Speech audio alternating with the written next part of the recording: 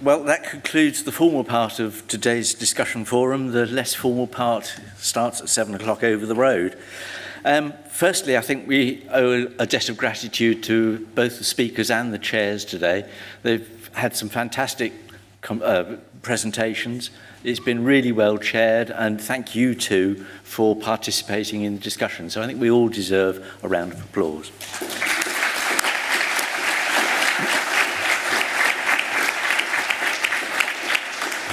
Thank you too to Agria and to New Metrica for sponsoring the day. As I said earlier, it would have cost you a lot more money if we hadn't had their sponsorship. And also to the webinar vet, Anthony Chadwick, for doing the filming for today so that we've got a permanent record.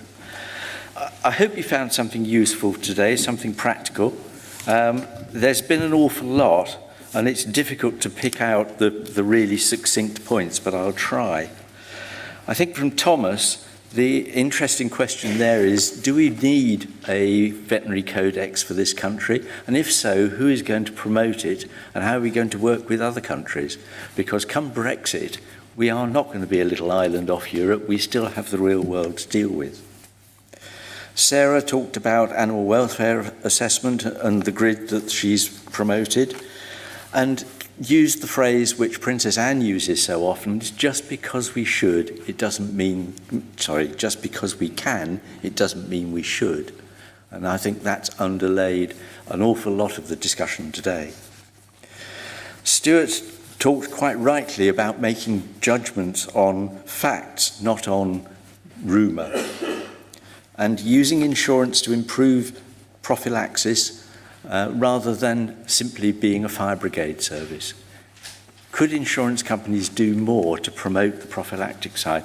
Would it be worth having a lower premium for less obese animals, for animals that are regularly vaccinated, treated for parasites, etc.?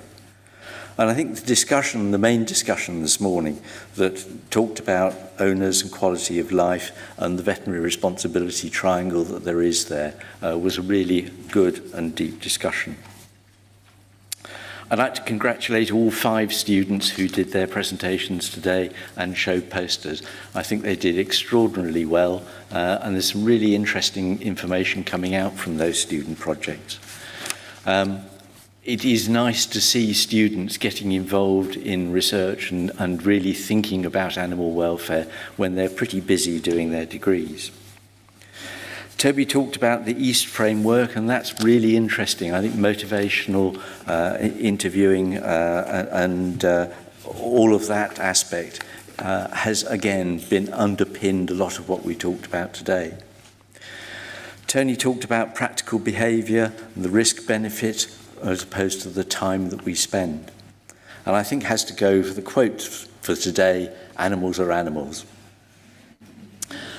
But again, he came out with another really good one. Why don't we all, in a consultation, try and get over one welfare message to our clients during that consultation? If every veterinary surgeon in the country did that, we could make a real difference. Rowley talked about biosecurity and all the issues that surround that and the complications of managing behaviour change for people who are in the field and are really busy. Alison and motivational interviewing. I said, I think last year, that if I'd known all of that when I was a teenager, I would have done much better on the dance floor. And what she said really reinforces that, because there is a real opportunity there for us to much better connect. I remember from my days in mixed practice how difficult it was to persuade farmers to change, because they always know better, as do dog breeders. There's a real opportunity there to do that.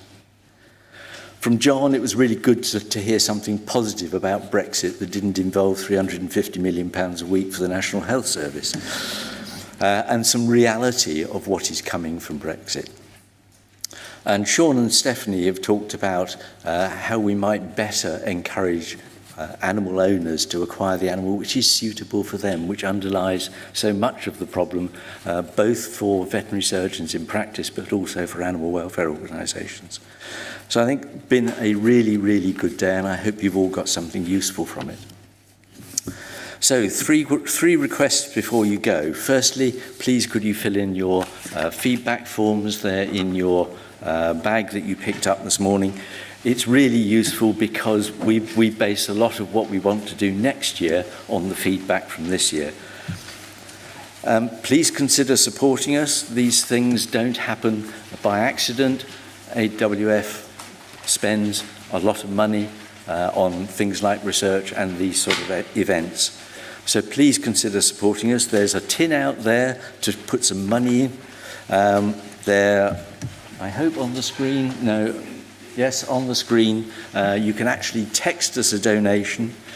Better still, for the price of 2 pints of beer in London, you could direct debit us £10 a month, which make a huge difference if we could encourage people to do that.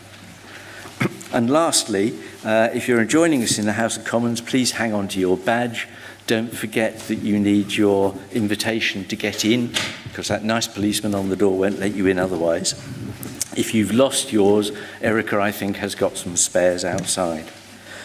So finally, thank you very much to my fellow trustees who've helped an awful lot set up today and go on working hard for AWF. They're an extraordinarily valuable asset. And thank you all very much for coming. I hope you've enjoyed it as much as we have. Thank you.